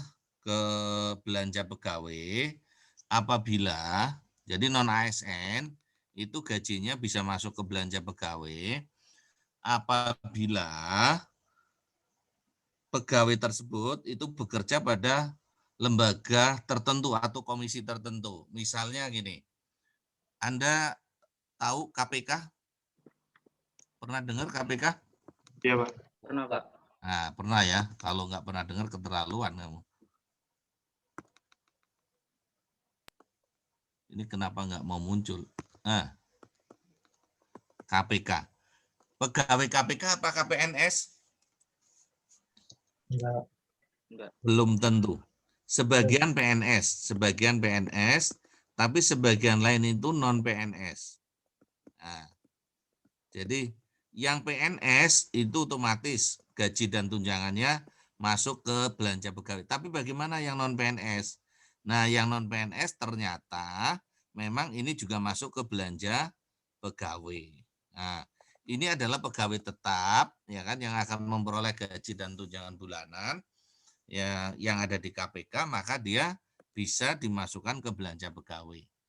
Tapi kalau petugas keamanan, kebersihan, driver yang dengan sistem P3K ini dengan PP apa namanya PPNPM atau apa nyebutnya gitu ya, maka dia masuknya ke belanja barang, masuknya ke belanja barang dan jasa gitu ya.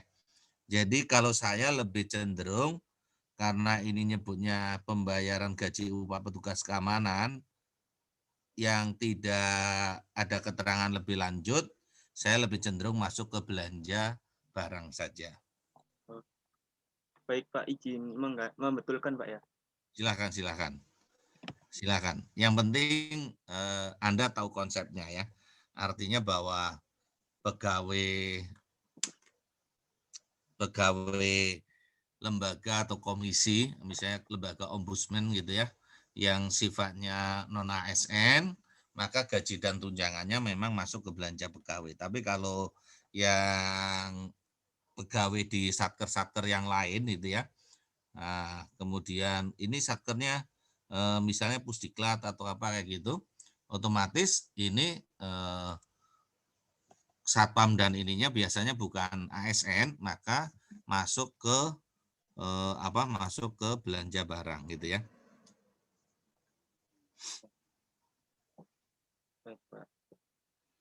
Oke.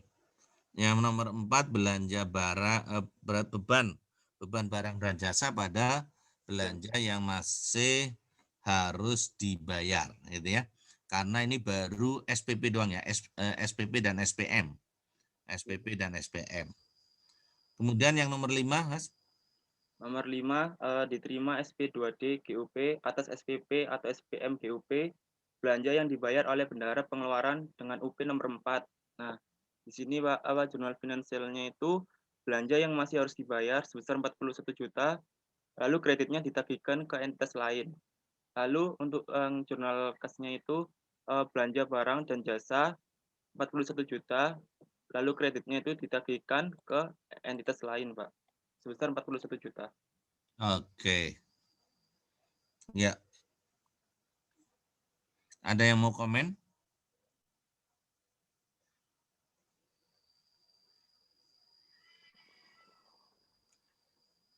Nah, ini jadi di belanjanya itu diakui pada saat SP2D ya. Jadi belanja barang dan jasa pada ditagihkan dari entitas lain ini diakui pada saat SP2D keluar gitu ya. Oke, lanjut Mas. Nomor yang 6 diterima ATK dari PT Alat Tulis sebesar 33 juta dengan pajak berupa PPN sebesar 3 juta, lalu PPh pasal 22 450.000. Nah, nomor 6 ini jurnalnya itu persediaan yang belum diregister pada utang yang belum diterima tagihannya sebesar 33 juta, Pak.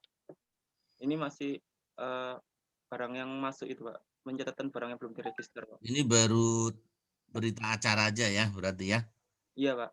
Diterima ATK dari PT Alat Tulis sebesar 33 dengan pajak PPN bla bla bla bla bla bla bla. Jadi dicatat persediaan yang masih belum iya benar ya. Persediaan yang agak kecil ini di tempat saya. Oke, persediaan yang belum diregister pada utang yang belum diterima. Coba ini pakai apa nih? Ini pakai apa? LS ya? Ini pakai UP, Pak. UP semua ya? Iya, Pak, UP. Oh, ini UP semua ya? UP semua ya? Oke. Berarti pada saat diterima barang, oke. Iya, berarti utang persediaan yang belum ini pada utang yang belum diterima tagihannya. Oke ya. Lanjut. Itu nomor 6 ya, nomor 7-nya. Nomor 7 itu bendahara pengeluaran membayar pembelian persediaan ATK pada nomor 6. Nah, karena ini masih pencatatan barangnya itu waktu SPP dan SPM GUP, Pak. Jadi saya masih mencatat itu yang pajaknya saja, Pak, sebesar 3 juta ditambah 450.000, Pak. Oke, ya. Berarti dengan asumsi yang sama sama tadi ya, yang poin 3 dan 4 itu ya. Oke, ya. Kas di bendahara pengeluaran pada utang pajak yang belum di-store. Kas di bendahara pengeluaran atau kas lainnya di bendahara pengeluaran ya. Iya, Pak. Oke, ya, lanjut. Lanjut, yang nomor 8 itu bendahara pengeluaran mengajukan SPP atau SPM GUP nihil atas pembayaran pada nomor 7. Nah, ini dicatat barang yang tadi itu utang yang belum diterima tagihannya pada belanja yang masih harus dibayar sebesar 33 juta. Lalu piutang dari uang persediaan yang akan diterima 33 juta, kreditnya penerimaan transito uang persediaan atau tambahan UP sebesar 33 juta. Lalu ada ini penerimaan transito uang persediaan atau tambahan UP 33 juta, kreditnya pengeluaran transito yang masih harus dibayar, Pak, 33 juta. Oke, jadi ini GU nihil itu berarti GU yang terakhir. Nah, nanti begitu GU nggak diganti uang lagi, sehingga tadi ya, yang nomor 7 berapa 33 juta tadi ya? Iya, Pak. Belanjanya 33 juta, otomatis di sini utang yang belum diterima tagihannya sebesar 33 juta, kemudian belanja yang masih harus dibayar sebesar 33 juta. Kemudian juga karena ini GU maka muncul lagi nih yang piutang dari persediaan atau piutang dari UP gitu ya. Sebesar 33 penerimaan transito UP. Nah, kemudian juga ini dihilangkan lagi nih sebetulnya. Ini yang dua jurnal ini sebetulnya adalah dalam rangka manajemen itu tadi. Jadi sama seperti di depan itu ya. Pada saat pengajuan UP itu pengajuan UP kan pertama kita akan mencatat pengeluaran transito UP gitu kan ya. Kemudian pada kreditnya adalah pengeluaran transito yang masih harus dibayar. Kemudian baru piutang pada pengeluaran penerimaan transito yang masih akan dibayar atau yang akan diterima gitu ya. Nah, itu seperti itu. Jadi prosesnya sama sebetulnya. Jadi ini coba lihat yang ini dulu, yang saya buletin ya. Jangan dipindahin. Yang saya buletin ini kan sebetulnya sama persis pada saat kita mengajukan UP, ya kan? sama sebetulnya. Gitu ya. Sama yang ini, dua jurnal yang ini. Jadi secara umum hampir sama gitu ya. Jadi ini mungkin pakai ini aja kali Mas. Jangan penerimaan transito kali ya, pengeluaran transito aja kali.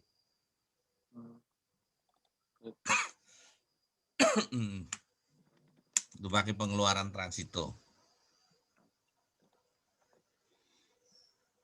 Nah, ininya juga yang sebelah bawah juga sama ya. Nah, pakai pengeluaran transito aja.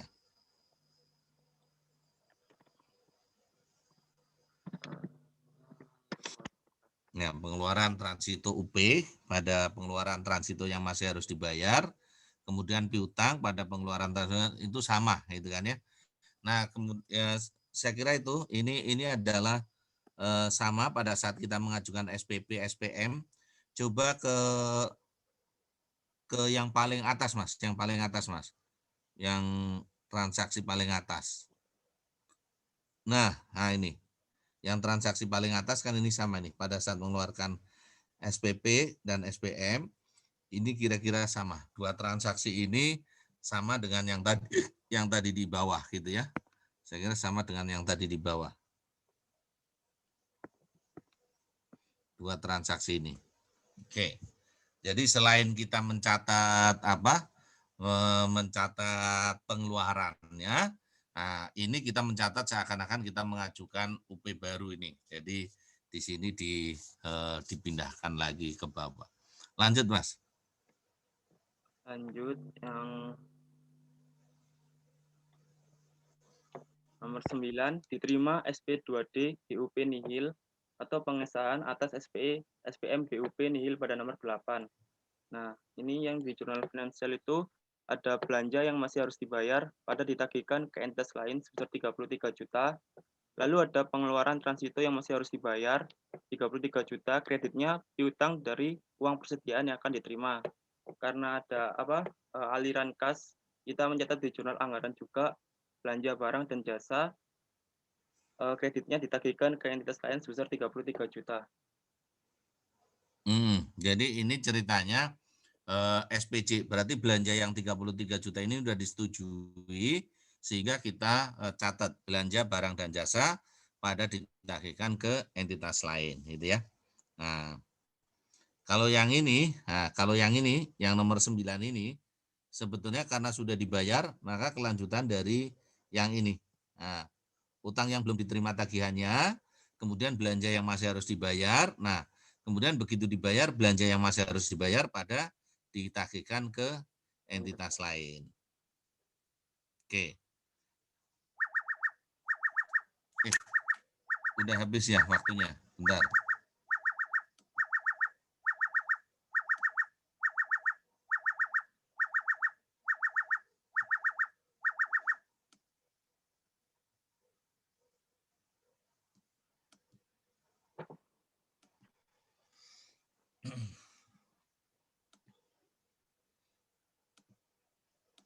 Oke, jadi itu ya kira-kira. Nah, lanjut Mas. Lanjut yang nomor 10 itu bendahara pengeluaran menyetorkan kembali. Sebentar Mas, sebentar. Sebentar, ke kiri lagi Mas. Ke kiri turun ke bawah, Nah, oke. Oh ini tadi belum ya. Bendahara pengeluaran belum nyetor ya. Oh nyetornya di nomor 10 ya. Oh iya. Ya lanjut Mas. Ya, nomor 10 ini bendahara pengeluaran menyetorkan kembali sisa uang persediaan ke kas negara. Nah, di jurnal finansialnya ini uang muka dari KPPN sebesar 33 juta, kas di bendahara pengeluaran sebesar 33 juta, lalu utang pajak yang belum disetor 4.950, kreditnya kas di bendahara pengeluaran 4.950. Nah, ini itu 4.950 itu dari yang ini 3 juta ditambah 450.000 di yang nomor ini dari yang nomor 3 yang ini dari nomor 6, lalu sama ada yang dari ini Pak nomor 3 ini kan ada PPh sebesar 1.500.000 ini Pak. Jadi yang nomor 3 belum di store tadi ya? Iya Pak, belum disetor Pak. Oh, harusnya sih nggak boleh ya. Jadi harusnya nggak boleh nggak di-store, segera harus di-store itu pajaknya itu. Jadi tiap bulan itu dia harus sudah menyetorkan itu. Nggak apa-apa lah berarti. Harusnya tadi setelah motong, kemudian setelah itu di-store harusnya. Setelah motong harusnya di-store lagi. Jadi mana yang stop. Nah, itu yang nomor 3 ini harusnya setelah dipotong, kemudian bendahara menyetor harusnya ya. Cuman karena di soalnya nggak ada bunyi di-store ya. Iya Pak. Oh ya sudah, nggak apa-apa. Harusnya nyetornya berkala, nggak boleh ditumpuk di akhir tahun itu baru di-store ya. Itu nggak bisa, nanti bendaharanya kena sanksi. Oke, jadi karena soalnya nggak ada bunyi di-store, jadi tadi nggak di-store ya. Oke ya sudah, nggak apa-apa. Berarti pajak ini di-store semuanya, gitu kan ya? Iya Pak. Oke. Lalu yang Terus jurnal anggarannya ini uang muka dari KPPN sebesar 33 juta, kreditnya penerimaan transito atau uang UP atau tambahan UP sebesar 33 juta, Pak. 33 juta atau 50 juta? 33 juta itu yang ini Pak, dari yang sebelumnya Pak. UP-nya berapa UP-nya? UP-nya 50 juta Pak. 50 juta harusnya kan ini membalik yang ini nih Mas. Oh. Harusnya membalik yang itu pada saat terima UP. Coba ke bawah lagi. Nah, itu kan membalik. Uang mukanya debit, ininya kredit. Itu. Harusnya 50 juta. Berarti enggak sama-sama yang jurnal yang finansial ini enggak apa-apa Pak ya? Yang finansial juga mestinya yang finansial harusnya 50 juta juga. Kas di bendahara pengeluarannya kan tadinya dapatnya 50 juta. Iya Pak. Nah, jadi dia memang yang disetor itu, yang di-store itu uangnya itu hanya 50 dikurangi 33. Berarti yang di-store 17. Nah, tetapi ini pada saat pada saat ini kan di sini 33, ini kan tidak mengurangi kas di bendahara pengeluaran. Ini yang dikreditnya adalah ditagihkan ke entitas lain. Jadi uang di bendahara pengeluarannya tetap masih 50 di catatan itu tetap 50 juta. Kecuali yang di sini nih, ini kreditnya kas di bendahara pengeluaran, baru di sini store-nya memang 33. Store-nya 17. Sorry. Store-nya 17. Kalau ini dicatatnya 33, maka di store di sini semuanya nulisnya 50 juta. Walaupun yang di store faktanya itu 17 gitu loh Mas. Ini hanya meng-close saja bahwa kas di bendahara pengeluarannya jadi hilang semuanya, 0.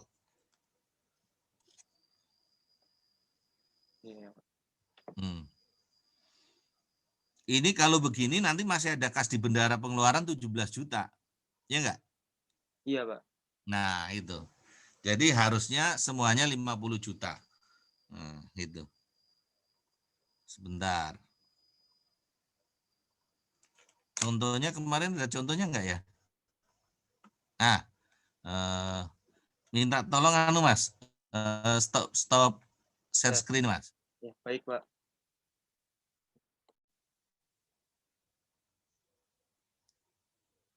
Nah, oke saya tak share screen dulu. Nah ini. Transaksi pengembalian uang persediaan. Satuan kerja melakukan sisa penyetoran uang persediaan ke sebesar 5 atas perekaman transaksi tersebut di jurnal. Nah, ini sebentar. Kas di bendahara pengeluaran. Oh ini, sebentar. Ini ada contoh angka-angka enggak di sini?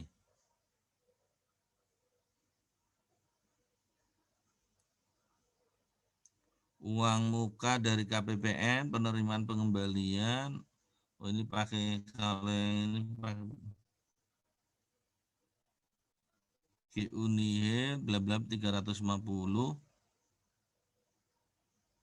Belanja ini uang muka penerimaan pengembalian. Oh, kalau di sini, nah, kalau di sini bedanya ini, Mas. Nah, coba perhatikan. Nah, kalau ini kan pakai apa? Pakai kas di bendahara pengeluaran. Jadi kalau pakai kas di bendahara pengeluaran, berarti kas di bendahara pengeluarannya sudah berkurang. Berkurang berapa? 350. Kalau tadinya 4, tadinya berapa? 40. Nah, tadinya 40. Di contoh awalnya mana ya? Tadinya 40 atau 400, maka tinggal 50.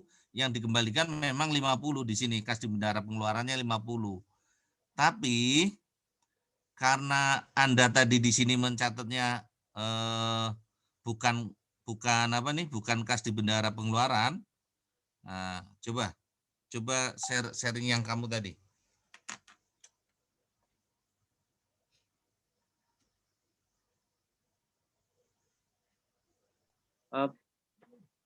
Oh, saya stop share dulu ya. Coba.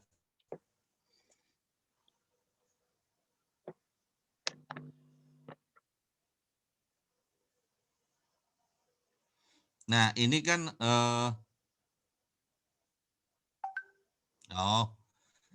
ini kan uang muka pada ini sejumlah 33 ya.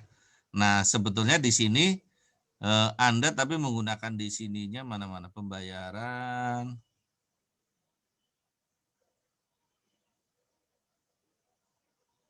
Mana pembayaran. Nah, ini stop. Kecil-kecil yang ditagihkan nih. Ke atas dikit, Mas, ke atas dikit. Nah, turun. Enggak turun, maksud saya turun, dikeatasin layarnya. Turun lagi, turun. Turun. Biar nomor 10-nya kelihatan. Oke, stop. Oke, jadi kalau di sini kan Anda pada saat dibayar ini ditagihkan ke entitas lain. Jadi jumlahnya ini masih tetap 33. Nah, kalau Anda seperti ini, maka yang dikembalikan itu nanti totalnya adalah harus 50. Sehingga di sini, Mas, di sini nanti uang mukanya, mana ini bisa. Nah, sebentar kok nggak mau. Sebentar. Kok tidak mau, saya harus klik ini dulu kayaknya. Nah, nih. Nah, di sini ini kan 33. Nah, sehingga ini belum pas, ini masih ada sisa. Atau kalau Anda mau menggunakan jurnal seperti ini ini tetap 50. Nah, 50, kemudian ditambah lagi satu jurnal lagi di sini. Uang muka pada kas di bendahara pengeluaran sebesar 17 juta gitu. Sebesar 17 juta. Sehingga totalnya menjadi berapa? Totalnya adalah 50 yang hilang gitu ya. Iya, Pak. Kalau saya sih lebih cenderung yang posisi nomor 10 ini, uang muka dari KPPN 50, kas di bendahara pengeluaran 50. Cuman memang kalau di tadi ya di slide kita itu 2 kali jurnal sebetulnya. 2 kali jurnal, yaitu tetap 350 dulu, baru yang berikutnya yang kedua adalah Yang kedua adalah yang 50 gitu ya. Nah, ini. Coba stop share dulu Mas dikit. Nah, saya share lagi. Nah, kalau yang di sini kan ini. Jadi di sini pada saat mengembalikan, nah, pada saat menjurnal ini, menjurnal SP2 DGU langsung ditulis di sini ya. 350. Nah, nanti pada saat mengembalikan di sini yang Yang keduanya di sini mengembalikannya 50. Ini di jurnal akrual ya. Ini posisinya kebalik ini. Yang ini di jurnal akrualnya. Ini karena di sini nyebutnya jurnal kas ya. Akrualnya sini. Jadi uang muka dari KPPN 50, kas di bendahara 50. Karena 50 ditambah 350 jadinya 4. Ini seingat saya ini contohnya di awalnya adalah 4.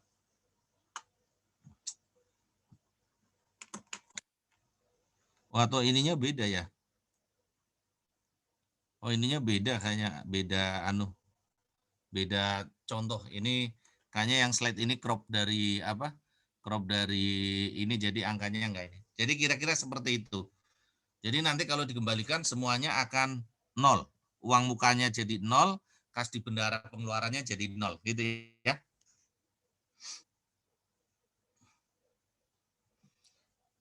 Atau alternatifnya, coba Mas, saya stop share juga. Kalau mau ngikuti ngikuti yang ada di slide, berarti begini caranya. Nah, yang nomor ini di-insert lagi Mas, di-insert di sini, di nomor 48 di-insert.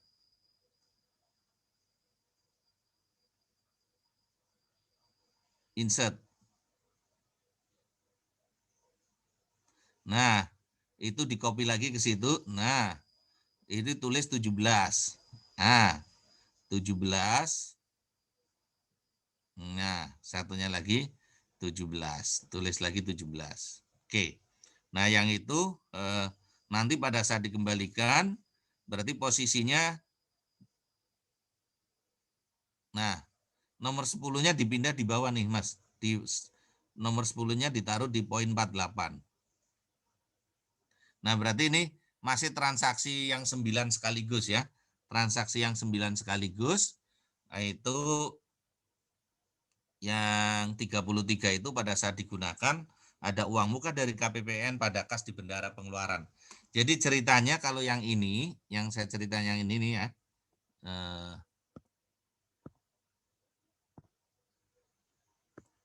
ceritanya yang ini, kan sebetulnya Anda sudah belanja pakai uang sebesar 33.000, tapi tidak dikembalikan ke KPPN. Anda belanja, sehingga uang Anda otomatis uang mukanya berkurang, kas di bendahara pengeluarannya berkurang, sejumlah belanja Anda 33.000. Sisanya berapa? Tinggal 17. Nah, nanti sisanya dikembalikan di poin yang 10 ini. Itu ya, bisa dipahami? Ya, bisa Pak. Oke, ya itu kira-kira. Oke, terima kasih, berhubung waktunya sudah habis ya. Mohon maaf ini jadi agak lambat selesainya. Nah, saya kira untuk belanja dan beban ini yang paling krusial sebetulnya, belanja dan beban. Insya Allah kalau yang lainnya lebih simpel lah, sangat simpel gitu ya. Jadi kalau udah tahu pendapatan sudah, belanja dan beban sudah, nanti kita akan bahas per item-item yang lain itu saya kira relatif lebih mudah gitu ya. Oke, untuk hari ini kita cukup sampai di sini. Besok insya Allah nanti akan saya posting penugasan ya, untuk dikerjakan, dan minggu depan saya rencanakan akan ada kuis. Ya. Oke, saya kira gitu aja. Terima kasih. Saya akhiri. Selamat siang. Assalamualaikum warahmatullahi wabarakatuh. Waalaikumsalam.